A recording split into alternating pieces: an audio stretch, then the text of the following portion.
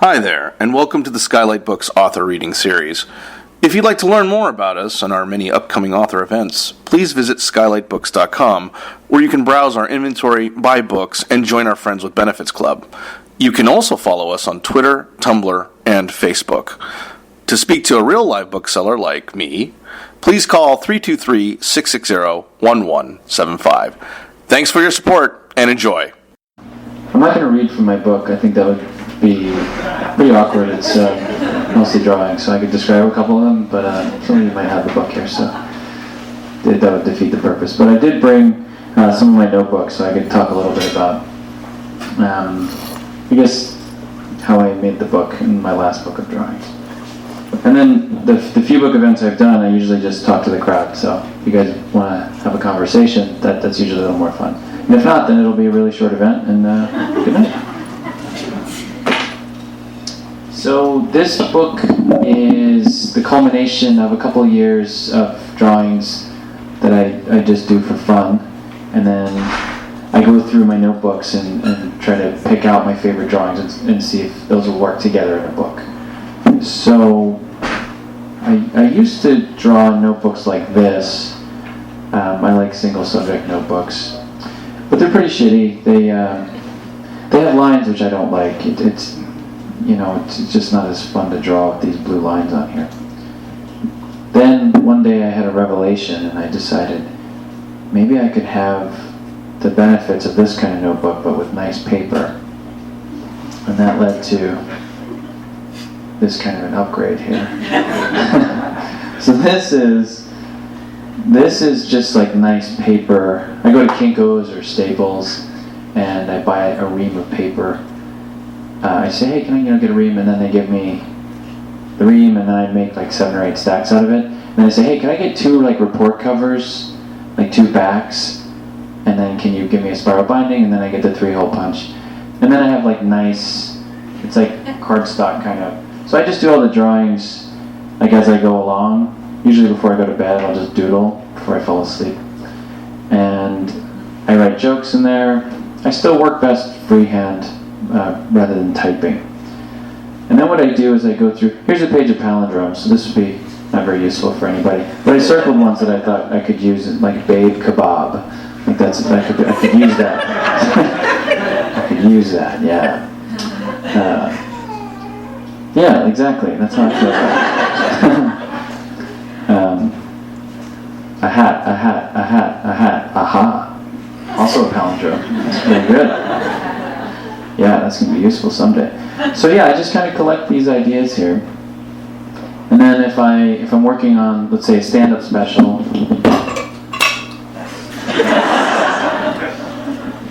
I want to thank them for sabotaging that. Did you see how well it was really wrapped around there? They're like, this needs to be stable. We got a windy store. Earthquakes, I don't know. Just make sure that the mic is really, that he doesn't go anywhere with it. So, yeah, so I go through my notebooks, and if I'm working on a stand-up special or something, I'll go through the notebooks and just look at the pages that say jokes and review all the jokes, see if I can get anything good out of it. If I'm working on a book of drawings, I go through and look for all the drawings, and I take my favorites and I kind of scan them, and then just redraw them. And so the book that you have there is the last couple of years, my favorites from those. Sometimes when I'm bored, I've been traveling a lot because I've been on the road. I'll still take one of these crappier kind of notebooks with me, and I'll make a challenge for myself. I had a really long travel day the other day, and I decided, all right, let me try to write 100 jokes today. So I put like 100 jokes, and then I just started writing them. This is when I have the worst jokes because I'm forcing them out. When I used to write at Conan, one of the writers explained it when you're forcing out material, it's like when you don't have to go to the bathroom, but somebody's saying, go take a shit right now. This is a very painful process. Doesn't usually yield the result you're looking for. But sometimes, you can do it. You can push one out. So that's kind of how that day I wrote about 80. I got 80 jokes out. Maybe there's, 5 or 6 that I could use. Most of it's just garbage. But that's when I'm really trying to kick it into high gear. So the last part of my presentation will be the advanced notebook. So, by the way, so I have here this system. I have a numbering system. So this is H56. So that stands for homemade number 56. So they're not homemade though. I'm lying to myself because Staples is doing it for me. But I'm taking credit for it because it's my design. You know? But see, then I can put these in a binder because they have these holes here. Because before, I don't know if anybody here draws or journals or anything. It's just so hard to keep track of it because it's like spiral bindings and you can't, I don't know what the hell I'm looking at. But with this system that I developed here, I can see them on the shelf and I can look at, thank you, I'm glad that fly went right into my hair there last time. I can see the spines of all the binders on my shelf and say, oh yeah, let me look in, number 26 or 28 or something. That way I can keep track of what I'm going through.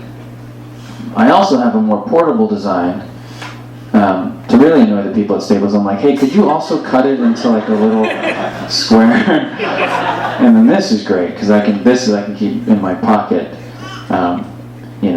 It's a smaller version of the other thing. So it's been going really well. I'm really excited about my system. They said they were recording this for podcast, so I'm so glad about that. I feel like this is one of my best presentations I've ever given, and pretty complete sentences I'm using. So that's great. So that's the end of the podcast. You guys can end it there, I guess. Would anybody like to talk about anything? Any questions? I predicted on the way in that it would not be a very talkative audience, and it would be a little extra awkward. I go to other cities and they're a little more excited, but I was like, this is a cool neighborhood, so I don't think anybody's going to talk. Thanks. Hi. What kind of binder do you use for the little square? Thank you. I'm glad Lily had a relevant question. I do use the same kind of binder, and you're bringing up a touchy subject for me because these end up kind of flopping out of the bottom because this one only has the one hole. So the system's not perfect.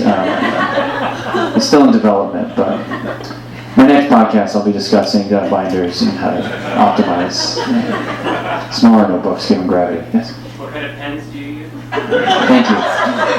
Getting a little deeper here. I did anticipate this question, so I did bring one. For this book, I used the Micron size 08.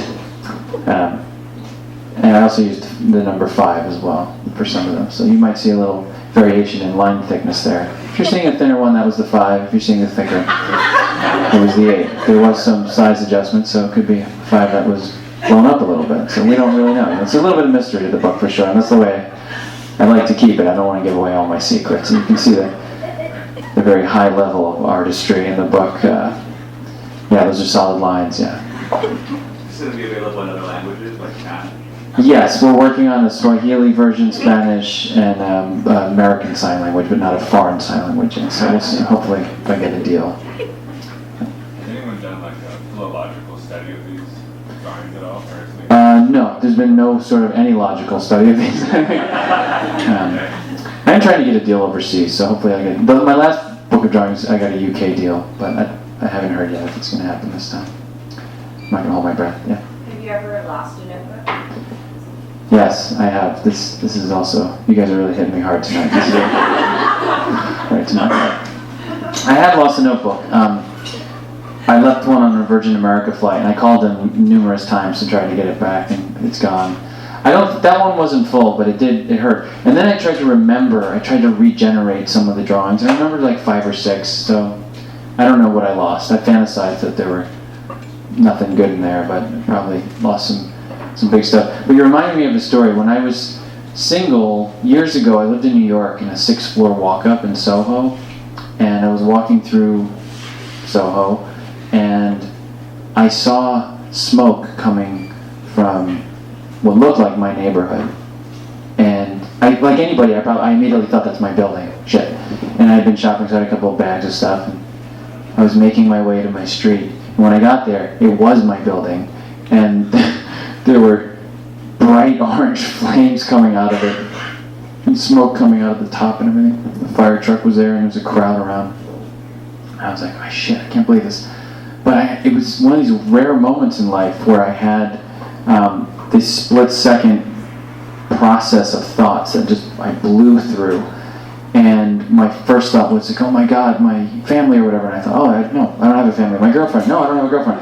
Pets, this isn't a split second, but I went from like kind of family all the way through pets. So there was nobody And then what it ended up with was my notebooks. I was really worried, like my jokes, because when you do it by hand, like, you only have one copy of a lot of this stuff, so I was so worried.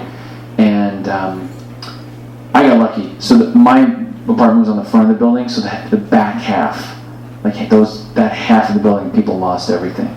They put out the fire before it got to the front, so my notebooks were okay. So it kind of has a happy ending.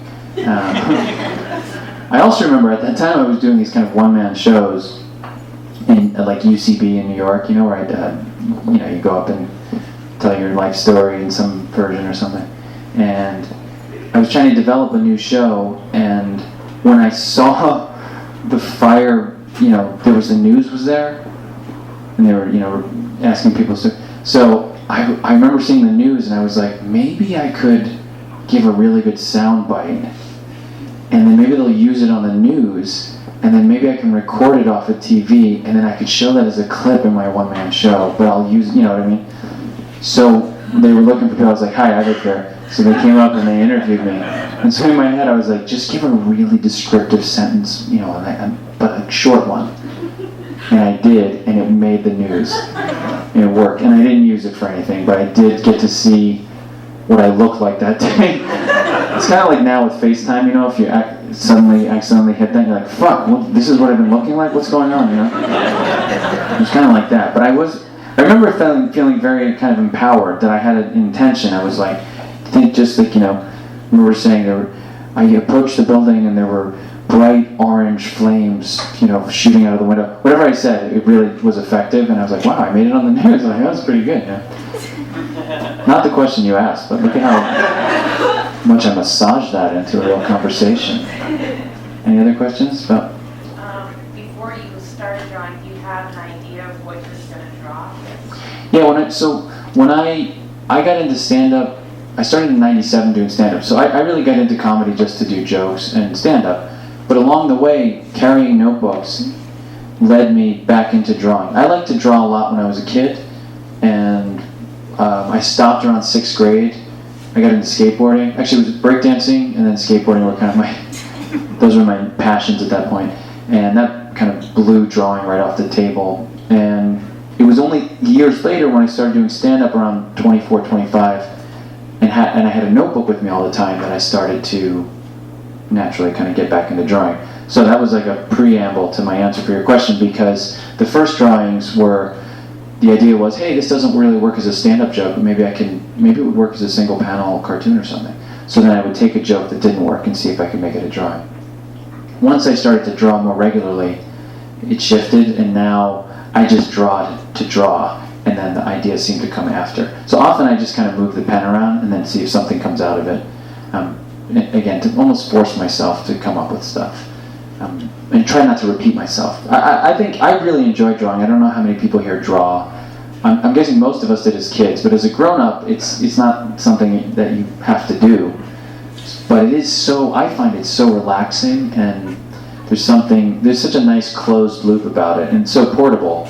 Because I spend so much time on planes, I'm doing like 50 tour dates this year, and I don't have an entourage or a roadie or a manager that I go with. I just go alone. So I'm just like reading a lot, listening to my iPod. Drawing is like my greatest pleasure on an airplane, because it's just the page. I can kind of escape into it. And the other thing I like about it, it's almost like doing comedy for an audience of one. There's like a one-to-one relationship, you know what I mean, with just the page, and the person can move through the book however they want. I didn't put page numbers in either of my books of drawings, because I think it's more of like kind of a non-linear experience that you can just kind of jump through. And I don't know, there just seems to be a different kind of connection with somebody if they like the material. There's more intimacy in a way. What kind of music have you been listening to recently? What kind of music have I been listening to? That's a good question. Let's see. So, I've been listening to, is it KUSC, the classical station? We have that on in our house all the time. It's like the commercials aren't that annoying, and it's like, I never really get bored of that. So I've been listening to a lot of classical music, and today I was listening to a Beatles rarities thing that had just like takes, Strawberry Fields, like a take you haven't heard and stuff like that. But I haven't bought a new album, like a new band in a while. I really like Grandaddy. That was one of my favorite bands. I don't know if you guys know that band, but they got back together. So I think my last album I bought was Granddaddy. Pretty unsatisfying answer. Any other questions? Yes. Have you ever experimented with longer form narrative drawing, or has it always been very? Yeah, I love Skylight Books, and when I come, I always go to that one first, and then I come over here. I love looking at all the art books over there. I love the section over here with the translations of foreign kind of short story collections and novels. When I go to the other one, I've never been a comic book person or a graphic novel person. I purchased a couple of them, but I don't know if it's something with my attention span. I find it difficult sometimes to stay with it, But I have thought about, hey, could I do something more narrative, something longer? I haven't really figured out how to do it. Are you a cartoonist? Do you do? I used to be, actually. You used to be, huh? That sounds like a dark story. I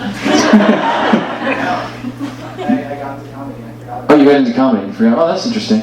And did you do narrative stuff, or was it single panel, kind of one-off? It was very single panel, and then there were times I go through periods where I do comic books, but I just kind of write gags. Yeah. And then, Yeah, that's interesting. I find I'm drawn to jokes. I really love one-liners. In my stand-up, I've tried to do more narrative stuff lately, too. I feel like maybe that's more in vogue now. Maybe it's in my head. I don't know. Twitter made a lot of people to one-liner comics who weren't before. But I always like one-liners. But I find it really challenging to get into longer narrative stuff. I think if someone's really compelling, I'm totally interested. If it's Richard Pryor, I want to hear your life story. But a lot of people aren't Richard Pryor, and I don't know, as a comic, I've seen too much comedy or something, so I'm always just like, stuff has to kind of pass the who gives a shit test, I call it, and I think it's very difficult.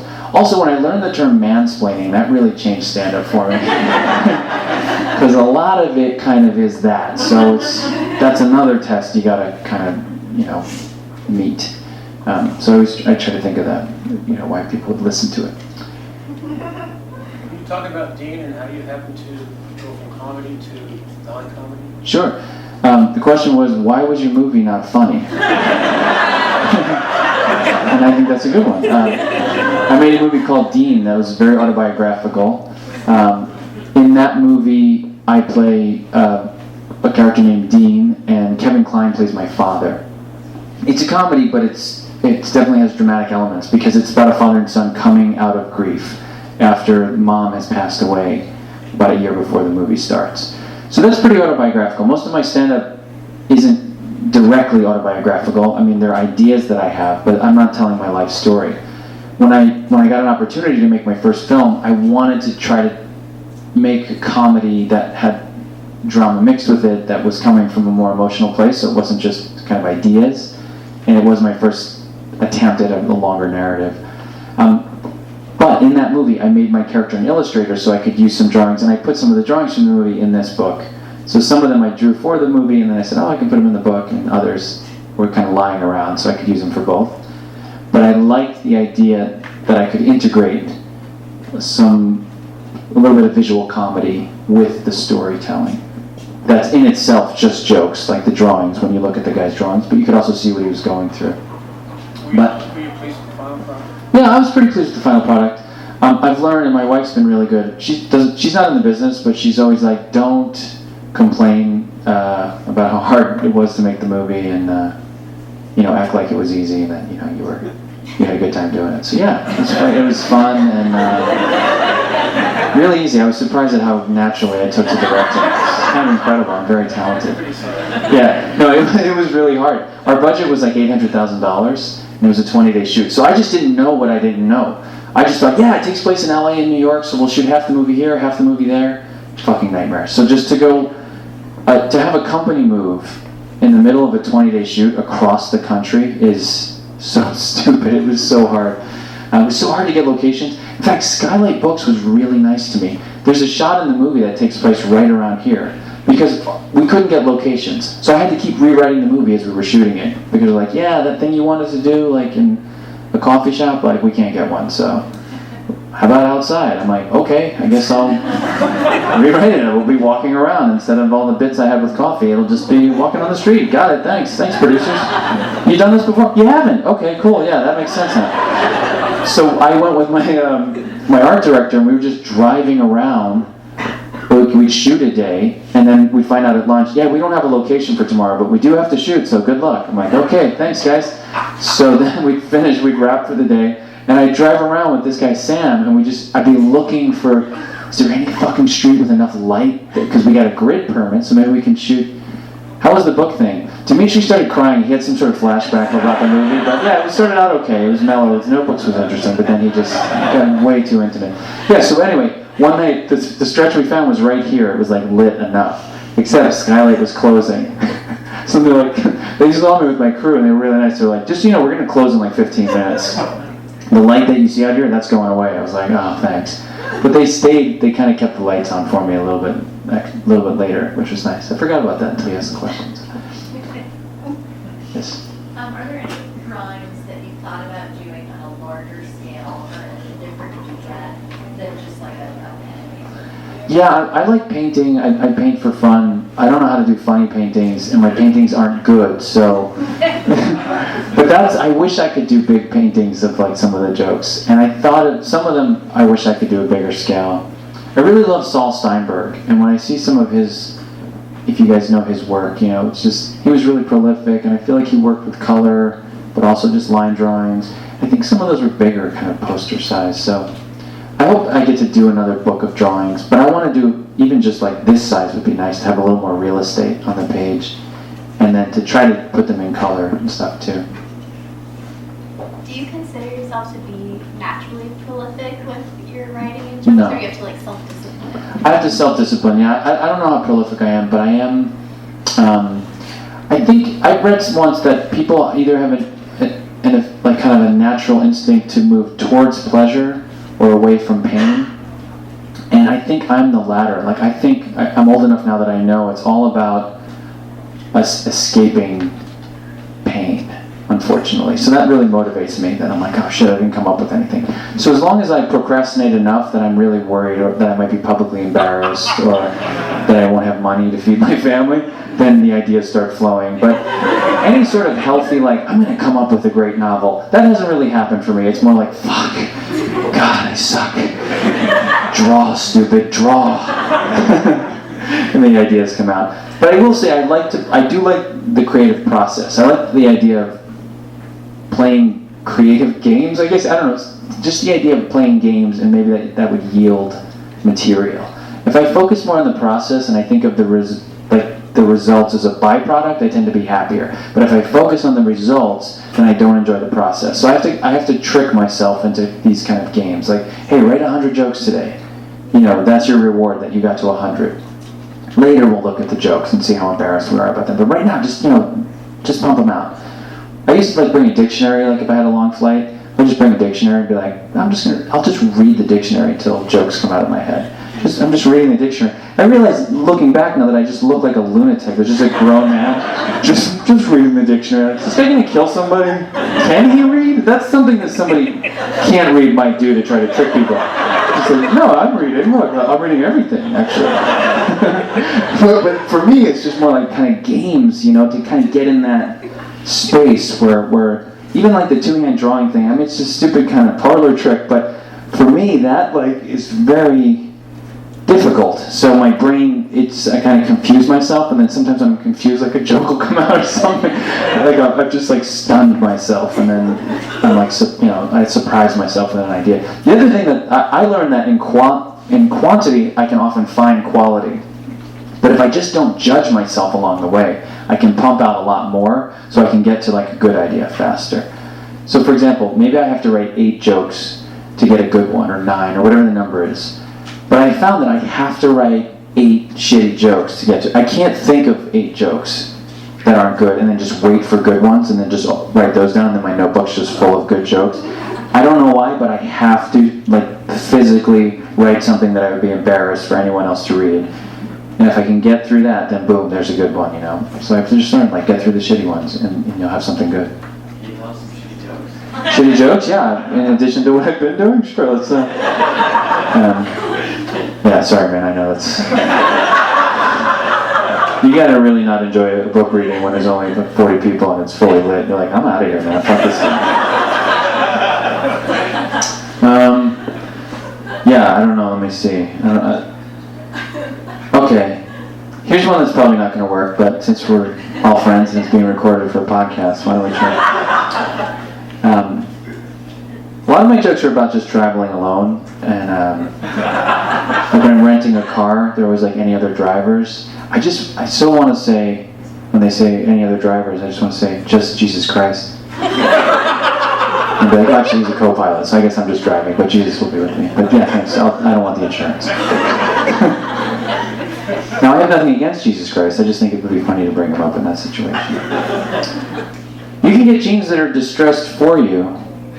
That's great. I'm busy. I don't have time to distress my jeans. I need them to be pre-distressed. So you see, that's something that's not going to make the cut. But I like the premise, I talk about really relevant things. I mean, that's really going on in our society right now. Jeans, yeah, they're distressed. Ripped jeans are never not in style. For my whole lifetime, I've always seen, at least every year, one person with ripped jeans. Looking like you were attacked by wolves is always in style. Yeah, so like, a lot of them are just like little premises. Like I noticed that a pepper grinder looks like a chess piece. It looks like a pawn. And if you like break its neck, it just drops little turds onto it. So that was number 41. When do you decide that you're ready? You have the material put together for a special? When do I decide? Yeah, and also, what's your opinion as a veteran comic of the state of specials right now? There's so many of them. Yeah. First, thanks for calling me a veteran comic. I'll take that. Let's see. Yeah, for me, I've learned, again, if I don't have enough, but I book the date, then I'm going to figure it out. So I'll never do it if I don't do it. So if I get the deal, then I really kick it. So I might have had 20 minutes when I got the deal, and now I got another 30 shows to figure it out. So every night, especially when I'm alone traveling there, I just try to pump out jokes, and then when I get there, I put them in the middle of the show. That's what a lot of comics do, right? You want to open strong and close strong. The middle, that's a nightmare. So I just do terrible new stuff. But some of the new stuff works, and I'm excited. I find all the content to be pretty overwhelming. I'm 20 years into stand-up, so unfortunately I don't find a lot of stuff funny because I think I just blew out my brain, Just too much comedy. You reconsidered, I appreciate it. So, yeah, I just, when I was a kid, the specials really seemed special because there was just like the HBO, like that was a special. And now it's like everybody has an hour, so it's, it doesn't seem as special, I don't know. But I don't know what else you do. It seems like you got to pump it out, I don't know what the alternative is. When you're thinking of palindromes and anagrams, do you see a word and then it kind of comes to you, or is this just things that like flash into your head? So the question is, how lonely are you as a person? Thank you. When I was younger, I really liked palindromes. Before I ever thought I could do stand-up or that it was even an option, for whatever reason, it was like puzzle books and palindromes. I'm from Jersey Shore. My family's really into the Mets and the Jets. Nobody's into palindromes that I ever met or from there. Really anywhere. I haven't really met that many palindrome people. I know people are into them, but they don't. I don't know. They don't usually present themselves to other people. I don't know how much I'm into palindromes. Again, look, a lot of my life I spend trying to make time move at different speeds. So if I'm having fun doing something, then I want it to slow down. I want to be really present. So if I don't use my phone, then usually I'll have more of that time. If I'm on a plane, I just want it to go faster. So for whatever reason, palindromes make time move the fastest of everything I've done. Because they're really hard to come up with. And it just like absorbs me, and it is pointless. So I'm not worried about anything. I'm just trying to get it to work. So when I was doing that a little more regularly, I would just kind of read things backwards and then see if like the word travel has art in it. So I'm like, okay, does the word end with LEV? Not that I know. It's an abbreviation now. All right, that's useless, So sometimes I just like read signs backwards and something might come out of it, but other times I'm just saying spelling shit while I'm walking around. So it's not that interesting now that I say it out loud. But when I get a good palindrome, like I do feel like I've accomplished something. In my first book, there was one I really like, which was Snub No Man. Nice cinnamon buns. I wrote that. I have a palindrome. Oh yeah. My brother is actually Oh, My cool. And my mother's name is Emma. So, AVA. EVA. Oh, EVA, I'm sorry. God, to have them a hot dog. He came up, my brother came up. That's great, yeah. What I like about palindromes is it's a weird situation where it's a really simple rule that is very hard to execute. It just has to be the same forward and backwards by letter, and it should make sense. The longer you make it, the harder it is to make sense, you know? So I like that about it. It always leads to awkward silence. That's also the amazing thing about it. When I was saying, like, meet a girl, I'd be like, hey, you know, your name, I just found a palindrome, so if you were thinking of walking away from me, let me help you with that. What are some of your favorite memories from your TV show? Favorite memories from my TV show? I wish I had more fun doing it. It's like my movie. It's like, I wish I could, like, enjoy when I'm doing things, but I find that I learned some years ago the difference between being happy and being happy about. So I was happy about the show, but I was miserable when I was making it. I was happy about that I got to make a movie, but I didn't really have fun doing it. But I love John Benjamin, and he was really funny. We shot a sketch called Dinner with Heroes, and it was me, John Benjamin, and John Oliver. I played Galileo, Benjamin was Benjamin Franklin, and Oliver was Shakespeare. That was really fun that day. Those guys, they just made me laugh so much. I had a great time. I also... Love your TV show. Oh, thanks. Yeah, it's weird because some years have passed, you know, it's gone, and a lot of people don't know it ever existed. But I meet people who are like, you know, I liked your show, you know. So it is validating now that like time has passed. I was like, God, I put so much work into that. I did have fun. I got to do some of the music for it. I could do my little drawings. So when I look back, I'm like, wow, I had a lot of creative freedom. I got to just throw everything against the wall. So that was fun. Yeah, do you remember your one skit, Bruce the Funny Dog? Bruce the Funny Dog. Yeah, I like that one. I had fun doing that. I named my dog Bruce after that. Oh, you did? Okay, see, there was a reason I did that show. Now I'm glad you brought that one up, because that was an example of the first season I wanted to do Bruce the Funny Dog. I don't know why I thought of it. I was like, I want to do this thing. And it just didn't happen. People weren't excited about it. And then I got renewed. I was like, top of the list, man. We're doing Bruce the Funny Dog. This is important to me, goddammit. Hey, so you said something about writing stuff down before you go to bed. Yeah. I have a question. Do you think that there's anything about circadian rhythms with writing? So if you had 1 hour that you could write in a day and you couldn't write it at any other time, would it benefit you to, say, do it right before bed? Interesting. Yeah, I think the questions about like circadian rhythms and being creative is right before bed. If you only had 1 hour to do stuff, would you do it then? Or I find that I feel like I'm my smartest, most productive, like right when I wake up in the morning, and then it's a direct line down of just stupid. By dinner I'm an idiot and I can't come up with anything, and by the time I'm falling asleep I just move the pen around. But yeah, I feel like everybody has their own clock.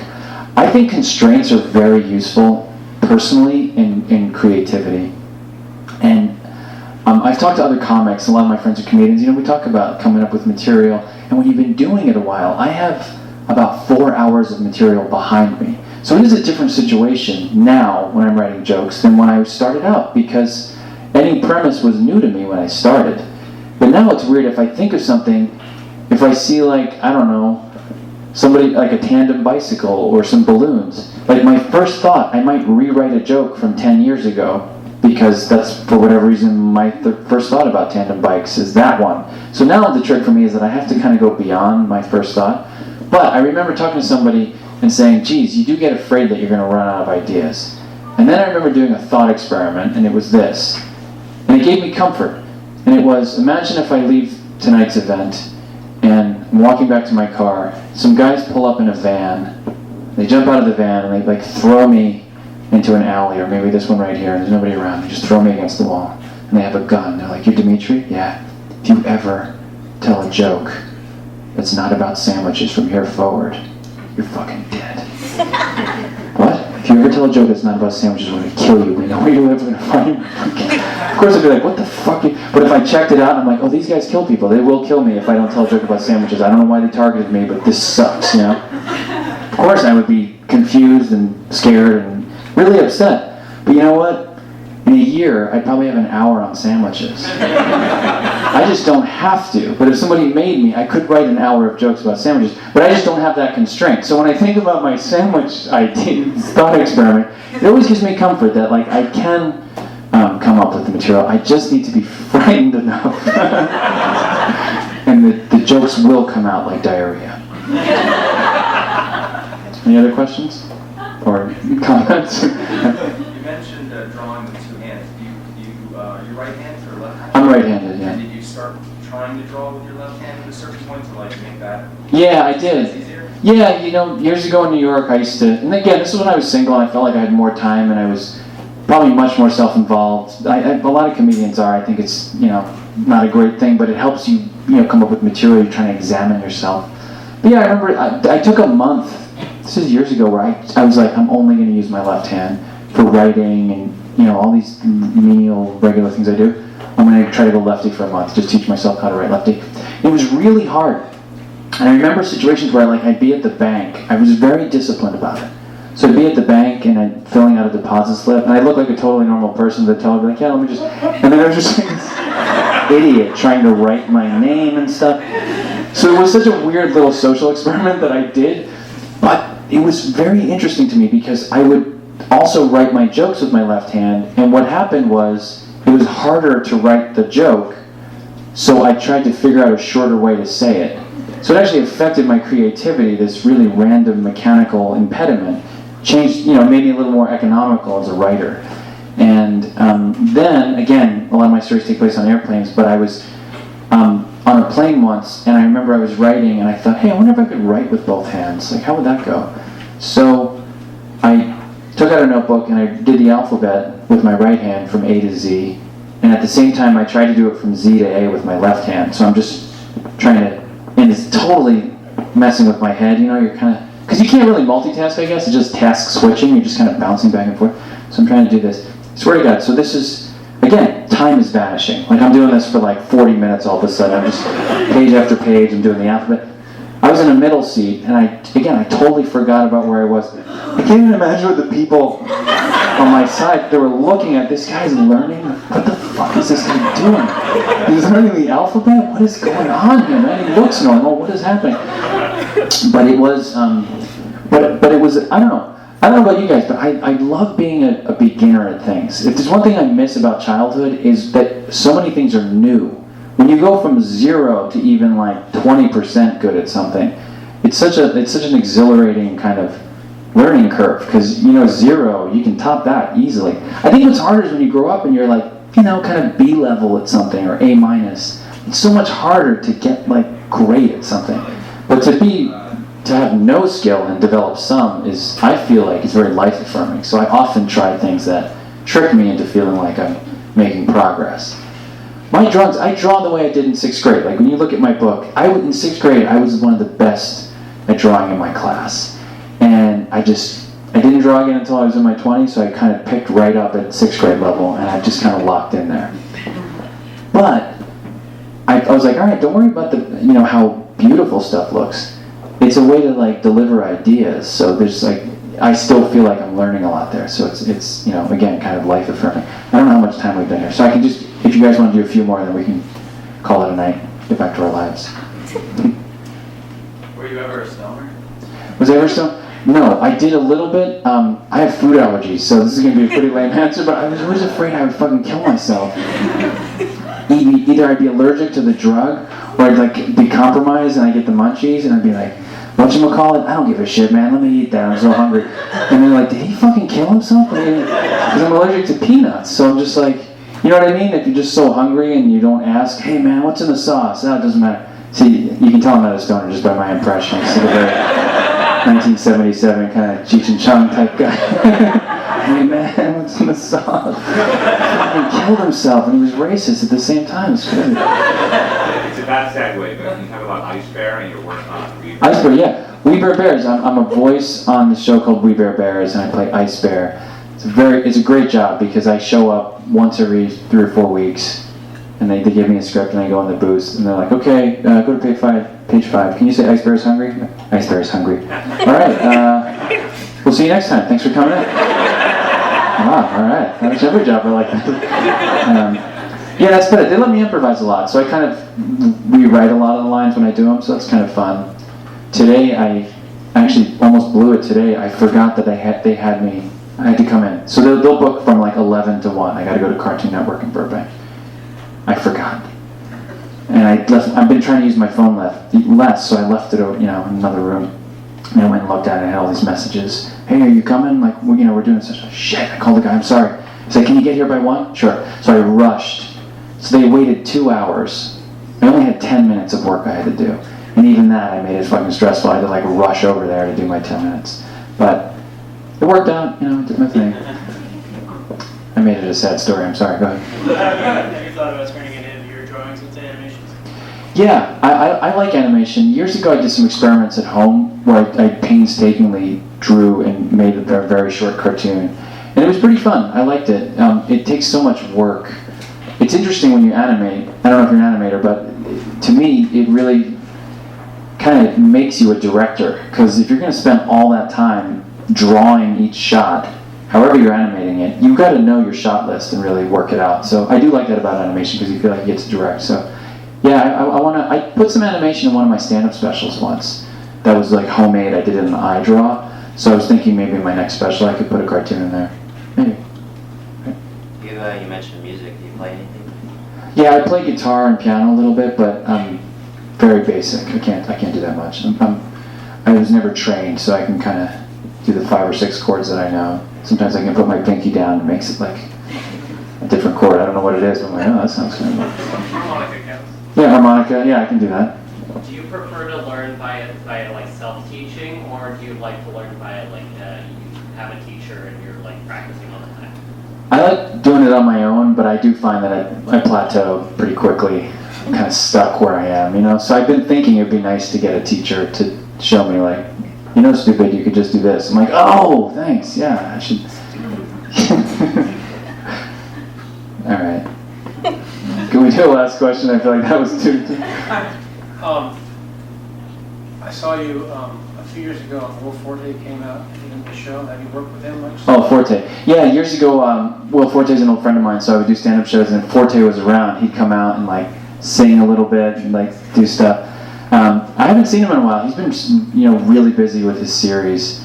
The last time I saw him was actually in Lake Tahoe over Christmas break, like two Christmases ago. He happened to be up there at the same time, so we hung out a little bit.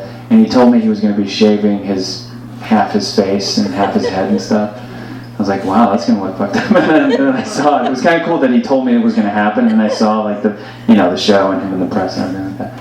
I think Forte's so funny. I think he's great. I always loved him on SNL. He's one of those guys that's. I think he has a really unique comedy voice. I can't think of anyone else who's like Forte. I think that's what I love about him. John Benjamin's the same for me. John Benjamin just makes me laugh so much. If you guys don't know him, he's on Bob's Burgers, Archer. John Benjamin Has a Van was his show. People of Earth. People of Earth. Oh, he's in that too. That's Forte. Okay. No, Benjamin. Benjamin. Glad I could be part of this fight. You guys. Funny show. Larry David. What do I think of Larry David? Oh, I think he's great. I met him once. He was totally nice. Yeah, that's my whole story. I don't have it. We're not friends or anything, but yeah, I think he's great. I'm a Larry David fan for sure. Is that it? One last question. Anybody want to? Okay. Is there a city or a region of the country that you're always psyched to go back to when you're touring? Is there a city or region of the country that I'm psyched to go back to when I'm touring? Yeah, there are a couple places I love going to. Portland, I really enjoy going to Portland. I was just there. I love Powell's. It's a great bookstore. I don't know if you're allowed to mention it. Different bookstore and what the etiquette is. I mean, it's not Skylight, but it's. Okay, yeah. I love Powell's. I like Seattle. I like the Pacific Northwest a lot. Where else do I like? I like going to. I love going to New York. I lived there for a long time. I'm not against the Midwest, but it is harder. There's like small planes, and it's harder to get, good food and stuff. Yeah, so it's pretty much just Portland and New York these days. I like San Francisco too. Okay. I keep saying one more question. Is there anybody want to say anything? And if so, I'll do it now, and if not, that could be it. Congratulations. Thanks. Oh, thanks. I'm glad that there was a cricket in here. That was amazing. If you guys could hear that. Thank you, guys. Thanks for coming. I hope that was worth your time. And I'll sign books if you want them signed. So thank you. Have a good night. You've been listening to the Skylight Books author reading series. Don't forget, you can listen to this and all of our other great podcasts at skylightbooks.com. Thanks again for stopping by, and we hope to see you soon.